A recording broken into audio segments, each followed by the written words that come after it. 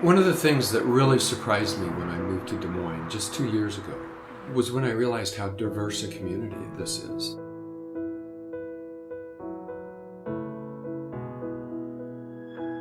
I was looking for a way to keep the camera in my hand, build my portfolio, and just kind of learn about the community through my photography.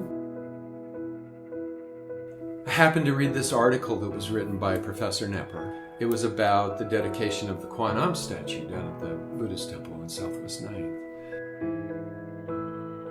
I went down the following day and ended up photographing for over 3 hours. The next day while I was editing my photos, I just emailed Professor Nepper, and we ended up meeting, and the book is actually his idea. The quote is that he couldn't figure out how to fill up the pages with words, and asked me if I'd be interested in collaborating with him. And we've been working on it now for almost 2 years.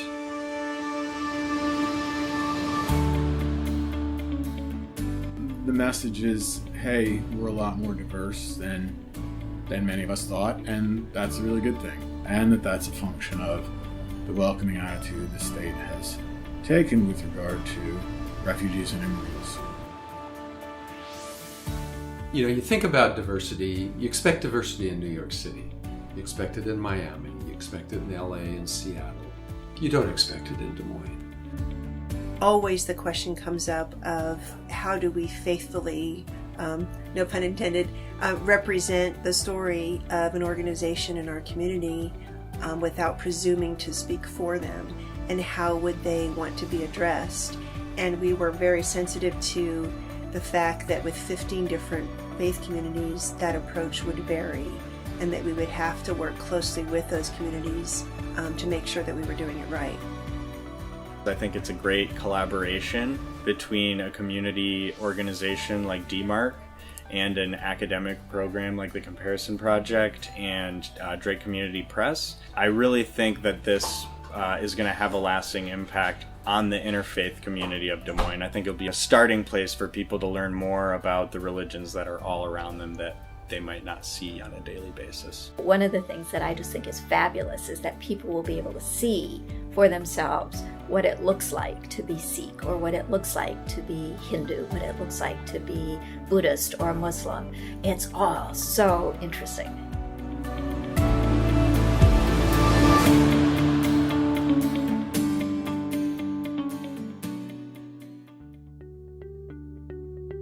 We're teaching this team taught class that is kind of unusual. Professor Nepper has about 15 religion capstone students. So they're doing their senior project through this class. And then I have 9 or 10 English students who are serving as editors for the book.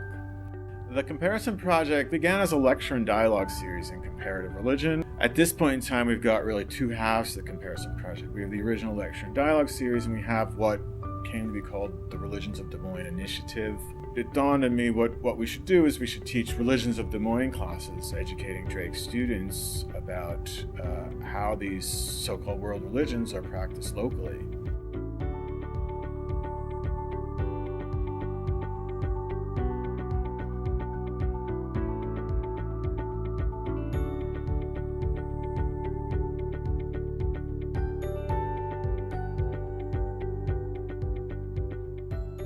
So to focus on the spaces and the people and how they practiced, less of a top-down, this is Buddhism, this is Islam, and more of a what goes on for these people in these spaces, and also to tell the stories of how these groups had come to Iowa.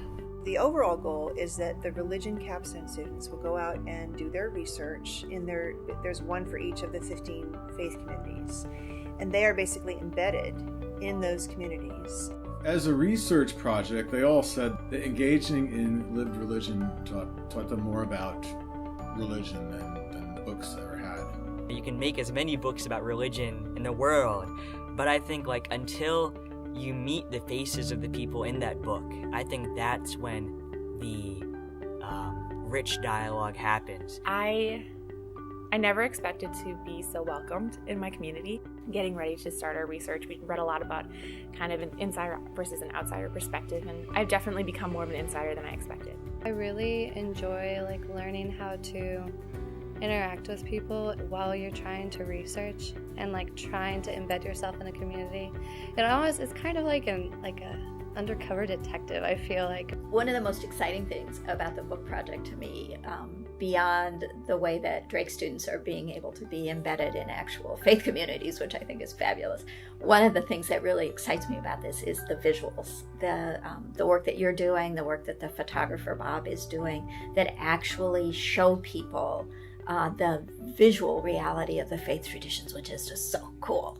Many of the Sikh members who are here keep telling me all the time that when we see those pictures of the kitchen, or if the food is being prepared or langar being served, that smell, that flavors, the noise, the din that comes out, it was amazing that it makes you feel that you are in that book, that picture, right. that spirit. And our photographer Bob, I think, did a wonderful job of taking the angles and the pictures so well that it makes you feel that you're there.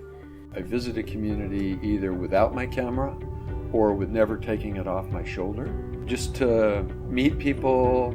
They begin to get comfortable that I'm there, to learn about the ceremonies that I'm going to photograph, make sure that they're comfortable with me running around with this big black thing in front of my face, and that they're going to have their picture in this book.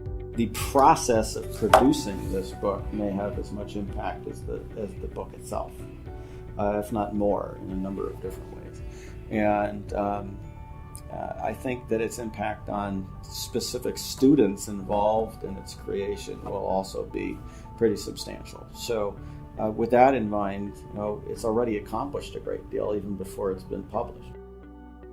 I work as a student editor that involves developmental editing and working with the researchers. So weekly they'll go to their prospective communities and gather all this information and then compile it into a field report.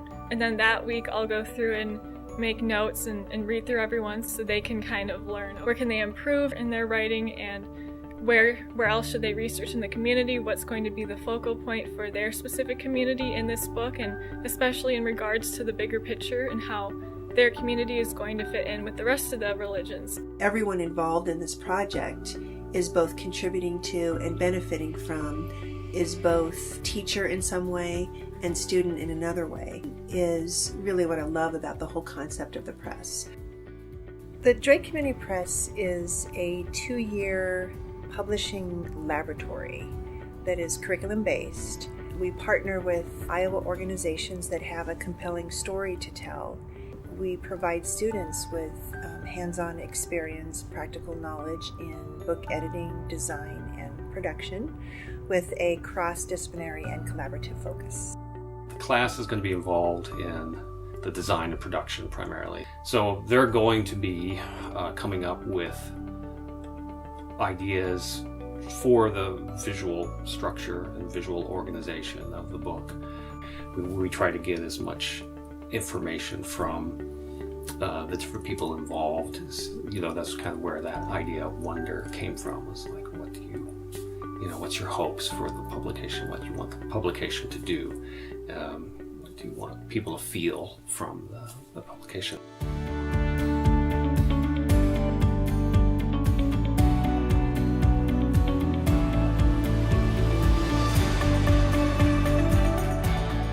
Looking back and thinking about all the different people who contributed all these little things into the process, and then you see all of it put together as a whole.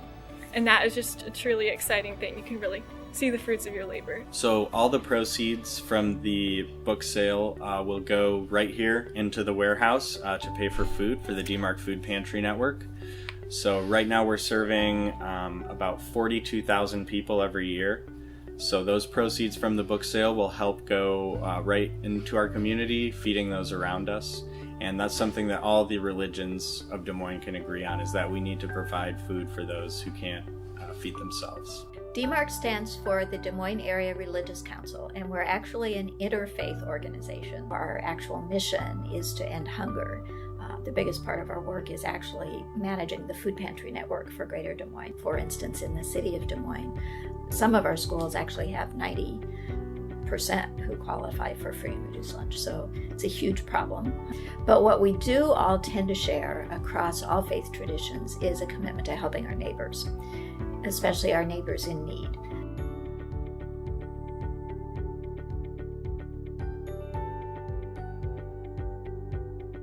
I love what one person told me a long time ago. He says, people are the same wherever you are, they just look different. Iowa and Des Moines has this reputation, Midwestern, white, rural. But in fact, when you realize that there's over 100 languages spoken in the Des Moines School District by itself, and there's over 80 birth countries represented, the religions aspect of this is simply a window to the larger diversity in the community. We look at people who are other than us and blame them for things that are wrong with our society. And that's not helpful, it's not accurate. We don't have accurate perceptions of what the other faith traditions are like. We don't realize that there are incredible gifts and incredible insights in all faith traditions.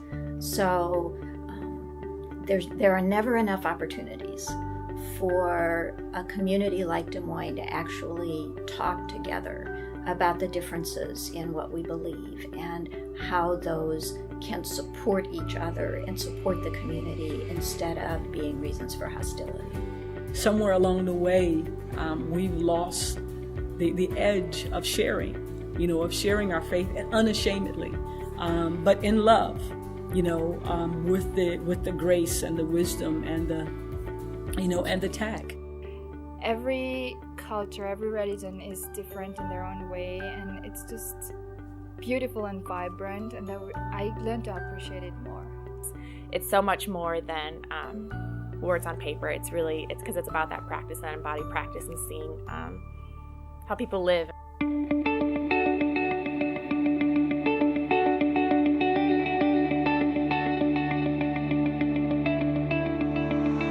I think that diversity is richness, something that can guide us to have better life.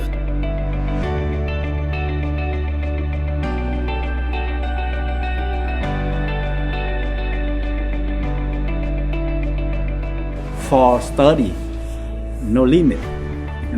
If you learn more, you understand more. Then this will make your life better.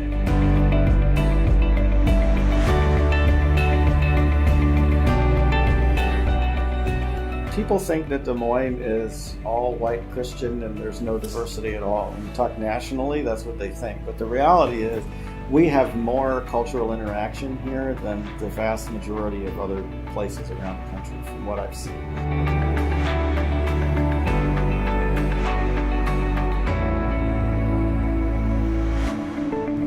Consider other religion as a brother or sister. We always respect other religion.